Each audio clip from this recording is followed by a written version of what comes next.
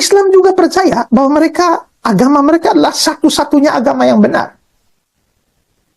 Lalu tanya kepada mereka, ya, di mana Allah berkata bahwa Islam adalah agama satu-satunya yang paling benar dan tolaklah semua agama? Adakah pernyataan eksplisit semacam itu oleh Allah di dalam Al-Quran? Ada tidak?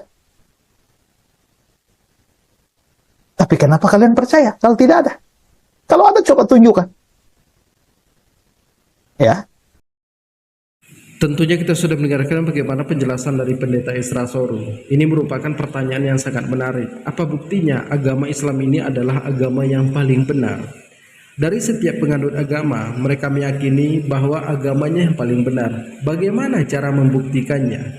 Seiring berjalannya waktu, di kemajuan teknologi begitu tinggi, kita dapat menguji keaslian sebuah kitab suci. Apakah kitab suci ini bertentangan dengan ilmu pengetahuan, bertentangan dengan sains, teknologi, embriologi, bahkan tidak sepakat dengan ilmu modern? Ini patut diragukan. Tapi kalau Al-Quran itu tidak pernah bertentangan dengan ilmu pengetahuan.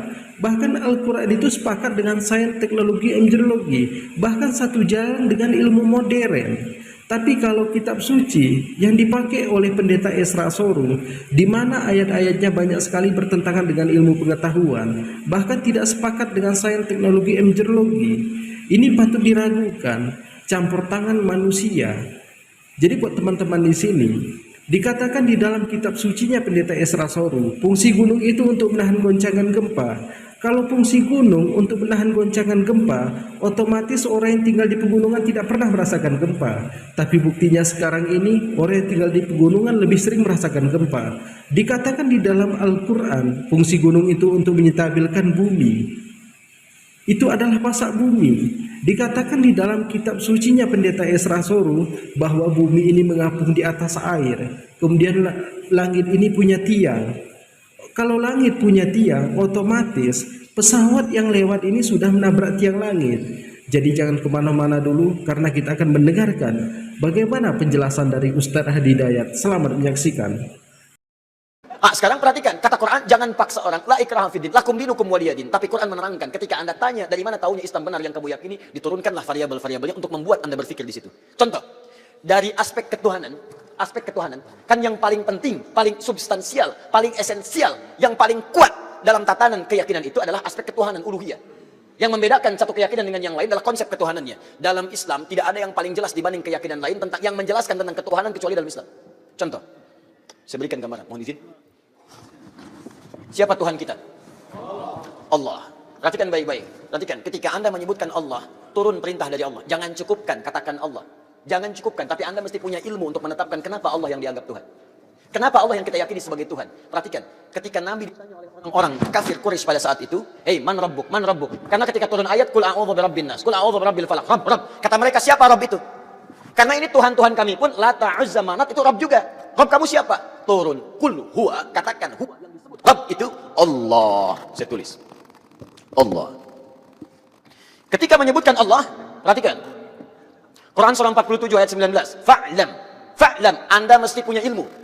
Annahu la ilaha illallah, untuk menetapkan tiada Tuhan selain Allah. Nah, sekarang lihat baik-baik ya.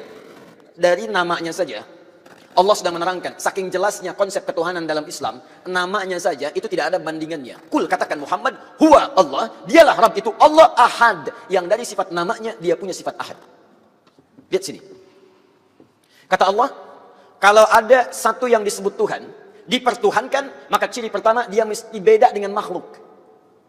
Lihat baik-baik ya. Konsep ketuhanan dalam Islam mengatakan setiap yang disebut Tuhan, yang diyakini sebagai Tuhan, itu mesti punya perbedaan dengan makhluk yang menuhankannya.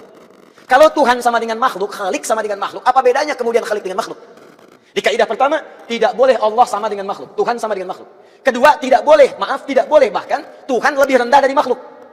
Jadi kalau manusia makhluk kuat, Tuhan harus lebih kuat. Kalau makhluknya misalnya, maaf ya, punya kekuatan, Tuhan mesti lebih kuat dibandingkan dengan itu. Sepakat sampai sini? Namanya pun mesti beda dengan makhluk. Lihat, nama Tuhan, Allah sifatnya Ahad. Ada wahid, ada ahad, itu beda. Kalau wahid, satu masih mungkin ada dua. Itsnain, tsalatsa, arba'. Tapi kalau ahad, satu-satunya yang tidak ada duanya. Sekarang perhatikan baik-baik. Dari segi namanya saja, itu sudah punya mukjizat. Kata Allah, nama ini tidak akan pernah ada duanya, dan setiap Anda hilangkan setiap hurufnya akan menunjuk pada zat yang satu. Alhamdulillah, kita sudah mendengarkan bagaimana penjelasan dari Ustadz Hadi Hidayat di video yang singkat ini. Jadi buat teman-teman di sini, kalau kata Pendeta Esra Soru, apa buktinya agama Islam ini adalah agama yang paling benar? Kita lihat dari isi Al-Quran.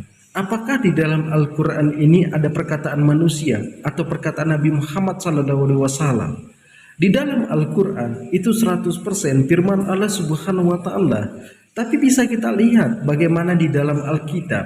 Di dalam Alkitab hanya 18% itu perkataan Tuhan mereka. Selebihnya itu ada perkataan manusia, perkataan malaikat, perkataan setan. Itu yang ada di dalam Alkitab. Ini merupakan penjelasan dari para pendeta. Dan kita bisa melihat bagaimana sekarang ini mereka itu masih meragukan konsep ketuhanan di dalam kekristenan ini.